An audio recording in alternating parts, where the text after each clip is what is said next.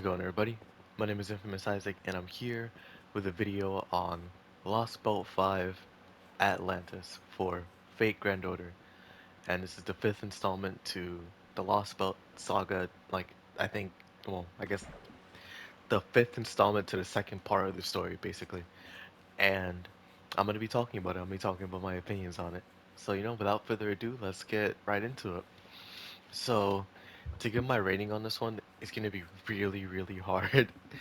Really hard because if I was just going off of emotion and everything, I would give it a 10. I would give it a wholehearted 10. But me knowing I'll looking back on it later, I'm probably wouldn't consider it a 10, but I will still rate it highly. This video is going to be me praising Lost Belt 5 wholeheartedly. It's going to be me praising it. And the best part about it is that it's not done. This is only the first part. So we still have so much more to do. Overall, let me just get into what I want to talk about before I give it a rating that I can think of. So, the start of the story, it was good because I always enjoy going into these lost boats and just learning about how different the worlds are here. Because that's one thing that this game does super well with the story, is that the way it builds its worlds is amazing. It's far above anything else I've ever read in in this genre, I guess, of no, it's not science fiction. I guess it's just fiction in general. Like this for Fate and honestly some of the other stuff I read, like it builds this world so well, and I love it. Atlantis is no different. While you can compare it to Okeanos and Grand Order, this is way better. And I mean way better, leagues above better compared to Okeanos. This is Okeanos what it wanted to be. And I can't say anything better than that. Like it's so good. But Atlantis, right? So let me go over the things that I didn't like about it. So the intro, we're just getting clapped. I found a little boring, honestly. Like the first three sections, I guess. Like I did like the world building. I did like Odysseus. I did like the fact that we lost. Basically, that was sick. But just getting our bearings to me was a little boring. I was engaged, but at the same time, it was like I'm trying to get to the good stuff. So I want to see what the hype was about. I want to see what was going on. And lo and behold, when I got to it, I never looked back. Once I got to the good part, it was like, oh, alright, this is gonna be above Lost Boat 1. It's gonna be right below Lost Boat 4. And now that I finished it, because I finished it like 10 minutes ago, 20 minutes ago, it's leagues above Lost Boat 4. It's amazing. It's actually amazing. The only part that I had trouble with was the first three sections of the story. After that, I was just invested. The building the Argonauts and just going through Atlantis with all of our team. It's a feeling that's unmatched in fiction that I read. Like a One Piece does it well. It does it really well with the camaraderie and everybody there. It honestly just feels like family. And the only show that's ever been able to do that for me was One Piece. And now that Fate Grand Order did it here with the Lost Belt and with the Argonauts, it it already had the makings to be a really good Lost Belt, if not top three. The fact that it did it so well, and the fact that I'll talk about that in a second. It did it super super well. I don't I don't think I've ever been this close to a cast of characters in Grand Order ever. Like ever. I don't think I've ever been close to any of the cast of characters until now. Like there's a difference between having personal favorites and liking somebody so much, even though you probably hated them before. Like Jason, I thought was just a whack villain. And okay, Jason was great. Jason made like a full 180 compared to what he was in Okeanos, and it's the same thing that happened in Lost Bowl 1. Like all these characters that are like 3 stars or 4 stars or people that we don't see a lot in stories, or that you wouldn't consider to be anything crazy, just had such a good turnaround for their characters. The story in Grand Order, I mentioned this before, but they really just managed to make you like. characters that you would even take a glance at in a normal gotcha system. Like Mandricardo, if he didn't have his story arc here, I would have thought him just to be a cool looking servant. But now I have that connection to him. Like, yo, this servant, I would get him maxed everything because he's just my friend. Like that's all I would do it for. Is the emotional attachment that I had to him in Atlantis. Oh, Orion's the same way. Like Orion's good. He's one of the best archers out there in the entire game. But if I were to summon for him, I would do it because of him in Atlantis. Like sure, he's good and all, but I have that attachment to him now, and it means a lot more getting him there than it would just getting him knowing that he's good. Same with Mochizuki Shiyome. She had a real turnaround compared to what she was in Shimosa. You have uh Achilles, who's always good, but here he was even better because he had a chip on his shoulder, so he didn't have much to prove, but he still had to prove it to himself. You have Charlotte Corday, which nobody would have batted an eye towards, except like she's that front point summon servant. You have Bartholomew Roberts, who at first he just seemed like a perverted character, but in reality he had a lot going for him, you know. You have Francis Drake, who wasn't a part of the Argonauts, but she basically started the whole thing, and even became important at the end of it because of what we do with Poseidon. You have Hector. I I want to count him as an Argonaut, but he showed up for like a couple seconds, so I don't know. It's hard to. I'd say so. I'd say that Hector is one, but I don't know how other people feel about it. But yeah, Paris as well, who shows up. He's cool. He's probably like on the weaker side for me in terms of my investment, but that is still better than some of the stuff in Grand Order, if not most of it. But characters, which I guess I just went down that tangent. Characters in this and Atlantis are great, from the bad guys to the good guys to the neutral guys. I wish we got to see more of Astria, but since she was neutral, I guess it makes sense of why we didn't. But the good guys, all of them are amazing. The fact that we had to sacrifice so many people to get here, and the fact that they sacrificed themselves is just it it it hits me so hard, man. It really does. You have the bad guys with Kerstaria, Woodheim. You have Odysseus, Chiron, Artemis, Poseidon. You have the Dioscuri twins. You have Canis. You have Senju Muramasa and Rasputin. And Konyaskanya isn't even here, but she probably will be here in Olympus. But we don't see much of Muramasa and Rasputin. Canis shows up in the earlier stuff. Cursaria shows up in the early stuff, but wow. I actually gotta talk about that. Cursaria and how he shows up is one of the coolest things I've ever seen. That man is a person. He is a human being, but he showed up, came in, and clapped us like he was a god, bro. It was so fire. Losing to him, I had no objection to it because he was so cool, bro. How we're gonna beat him, I don't know, but Cursaria is fire. That's just the end of it, bro. Cursaria was one of the best parts of Atlantis to me, except for the last part with everybody coming together to defeat Odysseus. That, oh man, I'll talk about that in a second. But Cursaria, awesome. Dioscuri twins, I don't like them too much. I just think that they're too tied to Cursaria to be their own character. Like, we're probably gonna learn more about them here in Olympus, since this is where everybody's here, or where everybody's at, excuse me. But the Dioscoricans or twins, I'm indifferent towards them right now. You have Canis, who I like her art. I really like her art when she's battle damaged in this one. She's sick. Canis, I like more than Dioscuri twins, but she's wild, like actually wild. But you have Chiron, who was cool, honestly. He was cool because of Achilles and Jason. But seeing him in this light, it's like his traits still come through, but he's completely different from the Chiron that we know in like Apocrypha or in here. Excuse me, in Fate Grand Order. So that was nice to see. And then you have Odysseus. One thing I actually do think that sucks about Odysseus is that I wish we could have fought him. I don't remember if this was before. Odysseus came out in a banner because I know he came out during an event in Valentine's Day.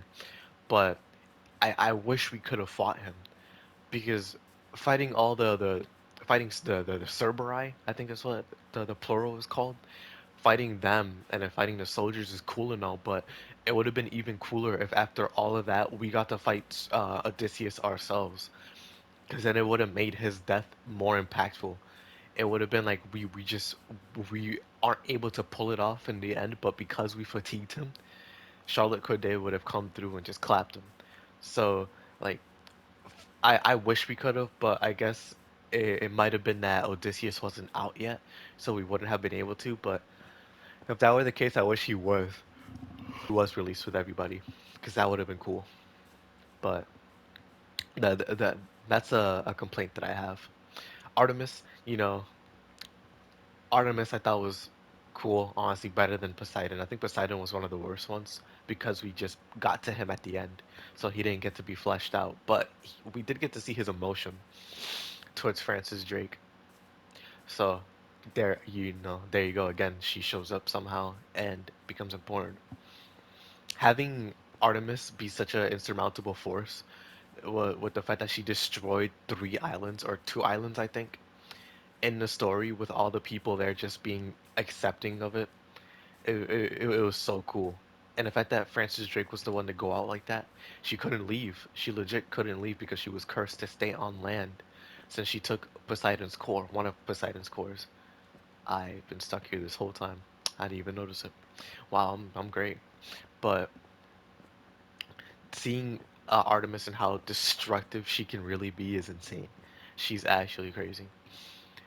But characters aside, the music, I don't listen to the music in this game, so I couldn't tell you. The animations in this actually were pretty fire. Like Orion shooting down Artemis was awesome. I was not expecting that at all to be in the story. At least like an animation for it because it's a mobile game, so I was expecting like a visual novel style still all the way throughout, but the fact that it was like an animation in game was cool. It was really cool. I like how the gameplay changed in these Lost Belts to where it's not just fight after fight after fight after fight. It's fights and story. They prioritize story way more than they did the fights in here, and it can bog you down a little bit if you're trying to just like get through the story. But if you're just reading and enjoying it, it's awesome. It invests you so much into it. Like the fights are necessary when they come through, for the most part. Some fights are just like, oh, okay, we're just doing this just to do this. But it's way better than Babylonia and Camelot, where it was just fight after fight after fight and like little bits of dialogue. So I prefer this way more because while the sections are shorter, there's more sections to fill that out, and they're not like bloated sections either. So that also comes out pretty well. But gameplay wise, I like the new mechanics, like having the turn system. Like if you don't finish this battle in this amount of turns, it's over. Having the fights, they were difficult. They were difficult, like not overwhelmingly difficult. It's not like a difficulty spike, but they were difficult. They brought their own challenge. And then you have the story itself. The story by far is my favorite story in all of Grand Order. I loved Atlantis' story so far. Like, to be honest with you, more than Babylonia, more than more than Camelot, more than America, more than Solomon, more than Lost Belt 1 and Lost Belt 4. Atlantis was amazing. And again, it's because of that camaraderie that came with being on the Argo with all these people. People that you wouldn't expect. Like, they're not the best in their class, except for Orion, because, he's a Grand Archer. But, which actually, I do have to look up to see, like, is Orion still the Grand Archer? To see, because he renounced it in the story, and I didn't know what that really meant. Thinking, like, oh, okay, maybe he just used the power of the Grand Archer to fight Artemis.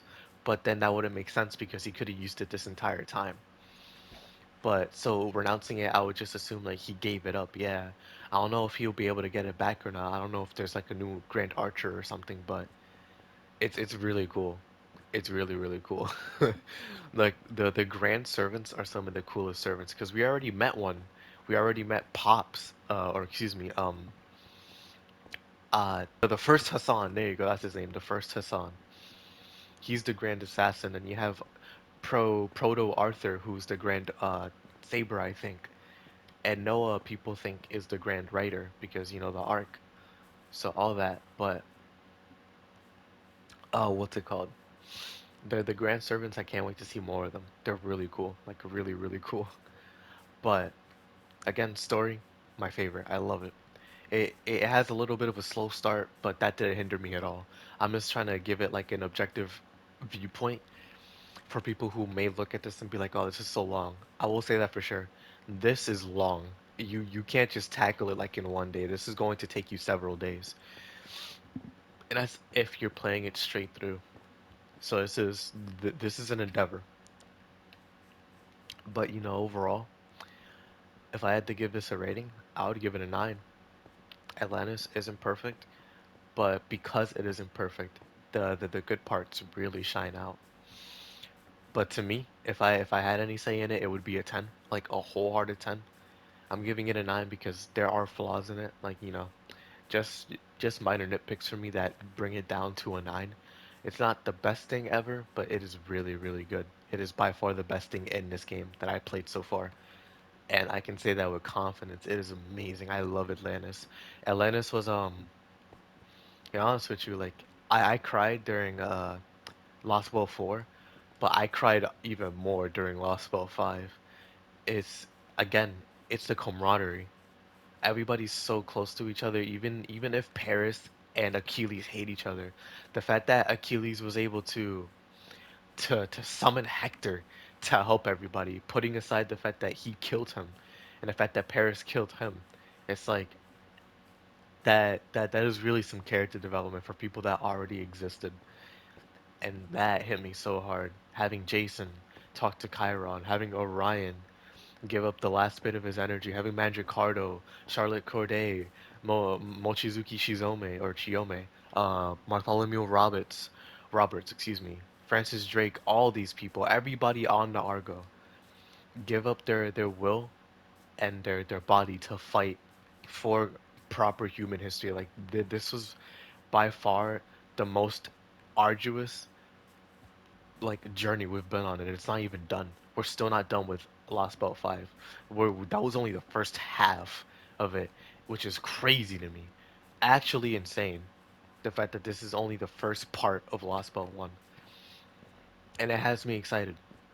It has me really excited to see if Olympus can match this level of quality compared to Lost Belt, the first part of Lost Belt 5. So I'm just super excited to see it. Hopefully it makes me cry more. I can't wait to learn more about Crystalria. I can't wait to see all the gods' designs since I've seen some or heard about them. Zeus is there, Aphrodite is there. I don't. Athena isn't there since she was in Atlantis, but a bunch of people are there. Can't wait to see Musashi how she plays into it. It's about to be great, bro. It's about to be great, and I hope you all are here with me to witness it. But that's going to be it from me for now. Thank you all for watching. This has been Infamous Isaac. If you enjoyed, whether you like, subscribe, or just watched in general or commented, I always appreciate it, no matter what it is, because the fact that people view my videos at all is enough for me. But next time I'm talking about Grand Order, it will probably be me talking about Olympus, since I don't know if there's going to be like any good banners coming out. I looked some up, but I don't remember them, so I don't know. But as always, thank you all for watching. Hope you all enjoyed, and I'll check you out in the next video when I talk about Olympus. Well, the next Fate Grand Order video when I talk about Olympus. Peace.